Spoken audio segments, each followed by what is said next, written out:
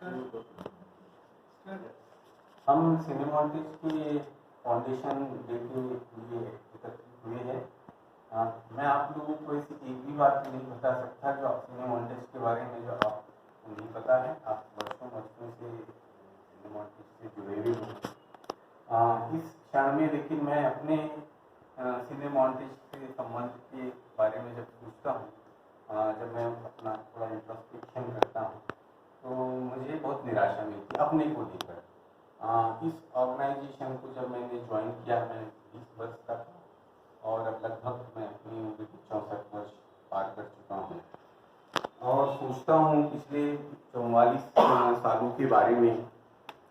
तो मुझे लगता है कि इस संस्थान ने जो मुझे दिया, यहाँ मैंने तरह तरह की दुनिया भर की फिल्में देखी, देश में कितना कुछ सीखा है मैंने इस फोरम से। लेकिन इसको मुझे जो वापस करना चाहिए था, जितना इसका मेरे पर ऋण है, जिसको मैं इस संस्थान को कुछ देकर कर सकता था, वो मैं नहीं कर पाया। इसलिए मैं ये जो दिन होता है, ये मेरे अपने पर्सनल अनहैप्पीनेस का मोमेंट होता है। लेकिन मैं ये सोचता हूँ कि ऐसा क्यों होता है, कि ये क्या कारण है कि हम भारतीय लोगों में शायद बहुत सारी कमजोरियों के अलावा हमारे जैसे मामूली साधारण लोगों में एक और बहुत बड़ी कमजोरी है जो मैं पिछले कई वर्षों से देखता रहा हूँ। आज़ादी के पहले भारत में आज़ादी को प्राप्त करने के लिए कई लोगों ने बहुत समर्पण के साथ में, बहुत ही डेडिकेटेड इनसाइट्स के साथ में बड़े बड़े कल्चरल इंस्टीट्यूशन खड़े किए, एजुकेशनल इंस्टीट्यूशन खड़े किए। शांति निकेतन जैसा प्रयोग हमारे देश में हुआ, फिर साबरमती का आश्रम खुला, सेवाग्राम हुआ, गुजरात का गांधी विद्यापीठ हुआ। ऐसे कई इंस्टीट्यूशन हमने बाद में, हम जब आज़ाद हो गए तो हमने कला क्षेत्र खोला, बाद में हमें साहित्य अकेडमी आई हमारी, और हमारा फिल्म इंस्टीट्यूट आया। आज़ादी के पहले और आज़ादी के बाद में भारत के लोगों को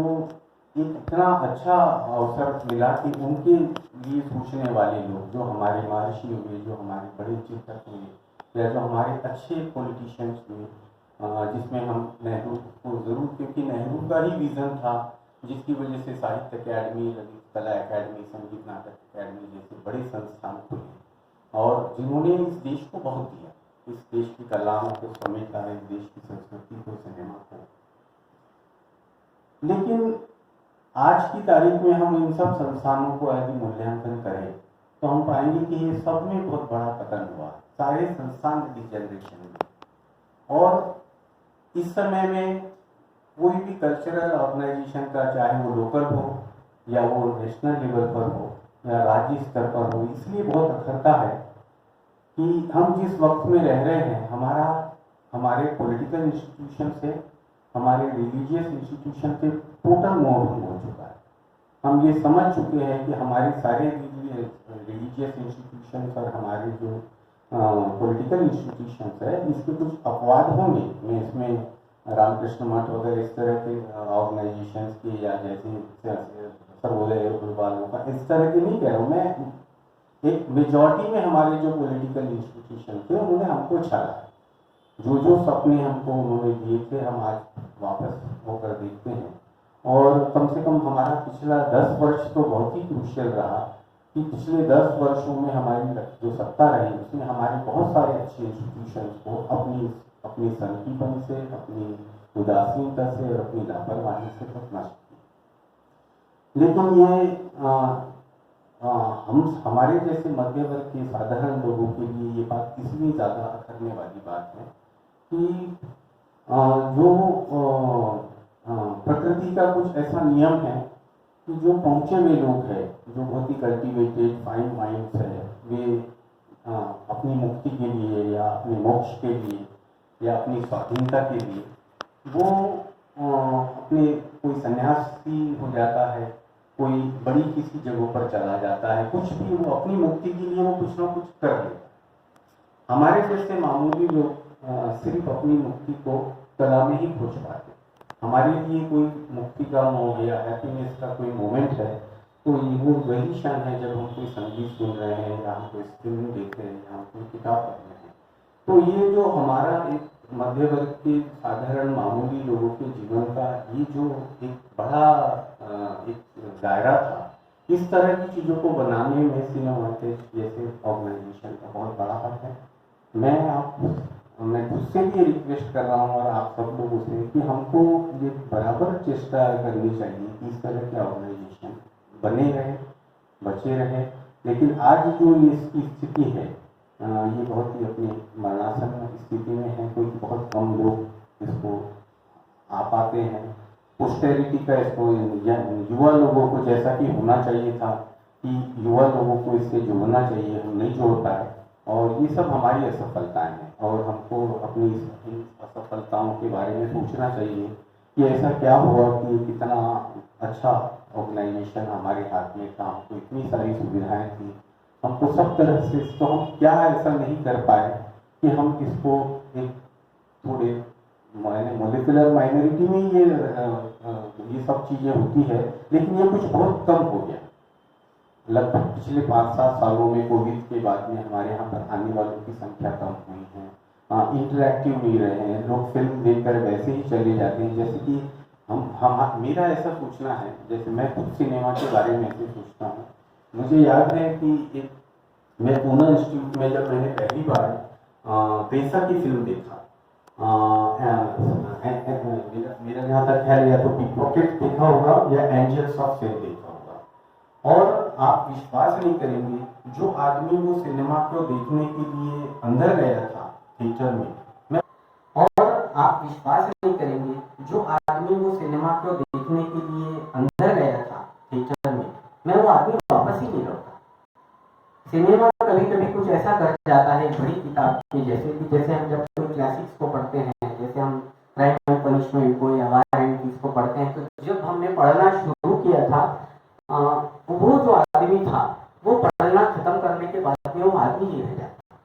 तो इतना पावरफुल मीडियम सिनेमा पिछले कई कई वर्षों में रहा। आज भी दुनिया के जो बड़े लिविंग माइंड्स है, जो बहुत अच्छे माइंड्स है, वो थिएटर में और सिनेमा, थिएटर और लिटरेचर में, पेंटिंग में न रहते, वो सिनेमा के लोग हैं, जिन पर पूरी दुनिया को बहुत भरोसा है कि इनका सिनेमा, हम खुद आज जिस व्यक्ति की फिल्म देखने जा रहे हैं, इस व्यक्ति ने बहुत भरोसा दिया हमको। जब सेकेंड वर्ल्ड वार में इतना ज़्यादा निराशा का समय था, फासिज्म और तानाशाही अपनी बुलंदियों पर थी, तब चैपलिन ने हमको कितना बड़ा सुख दिया था। और आखिरी में मैं सिर्फ एक मिनट ये बात कहूँगा कि मेरा अपना ऐसा विश्वास है कि दुनिया जिस तरह से बनी है, पिछले कई कई सालों का इतिहास देखो, तो जो मनुष्य की जो आइडेंटिटी बच जाती है, वो पॉलिटिकल आइडेंटिटी नहीं रहती। आप कालिदास के समय के राजा को नहीं जानते, लेकिन कालिदास को जानते। आपको ये पता होगा कि शेक्सपियर का आपको जानते, आपको नहीं पता कि शेक्सपियर के समय का प्रशासक कौन था। तो जो मनुष्य की जो आइडेंटिटी सालों साल बच जाती है, जैसे आज हम याद करेंगे भीमसेन जोशी को तो हम याद कर सकते हैं, लेकिन भीमसेन जोशी के समय में चीफ मिनिस्टर कौन था ये किसी को भी नहीं पता, क्योंकि बाकी की सारी जो आइडेंटिटीज है मनुष्य की, वो दूसरी हो जाती है। फिर चाहे वो जाति के आधार पर हो, वो धर्म के आधार पर हो, वो आपके वर्ग के आधार पर हो, सारी की सारी जो अस्मिताएं हैं मनुष्य की, वो खत्म होने के लिए अभिशप्त है। सिवाय इसके कि जो आदमी की जो कल्चरल आइडेंटिटी रहती है, जो उसकी जो सांस्कृतिक, जिसको हम हिंदी में सांस्कृतिक अस्मिता कहते हैं, वो हमेशा बची रहती है। और मनुष्यता का पूरा इतिहास इस सांस्कृतिक अस्मिता के बचे रहने से, क्योंकि यही अस्मिता जो है वो लोगों को उम्मीद देती है, यही अस्मिता है जो लोगों को विश्वास देती है, और यही अस्मिता है जो लोगों को भरोसा देती है कि हम एक, जिसको यदि मैं कहूँ तो तुर्की के एक बड़े कवि हुए नाज़िम हिकमत, उन्होंने ये कहा है कि कविता और कला इसलिए जरूरी है हमारे जीवन में क्योंकि वो हमारी नागरिकता का विस्तार करती है। हम जितने नागरिक बिना कला, साहित्य, संस्कृति के रहते हैं, उससे थोड़ा बेहतर नागरिक बन सकते हैं यदि हमारा संगीत से, सिनेमा से, साहित्य से कोई गहरा संबंध है। मैं बोलने की तो कोई बात नहीं थी, यहाँ फिगर के रूप में खड़ा था, इसलिए मैं कुछ ज़्यादा बोल गया। और अभी आपने ये करूँगा, आप सब लोगों को से उम्मीद जरूर रखता हूँ कि कम से कम आप लोग बाकी लोग, हमारा विश्वास है जब तक आप लोग आते रहेंगे तभी तक हम इस संस्थान को और हम लोग जो हमारी इसमें कोई कमजोरियाँ हैं, कोई गलतियाँ कर रहे हैं, तो आप लोगों से निवेदन है कि आप हम लोगों को जरूर बताएं कि हम ऐसा क्या कर रहे हैं जो ठीक नहीं है या जो करना चाहिए। और बाकी आप सब लोगों का आभारी हूँ और सबसे ज़्यादा BS बंगाली एजुकेशन सोसाइटी का बहुत आभार, क्योंकि उनकी वजह से हम लोग इतने दिनों से इतने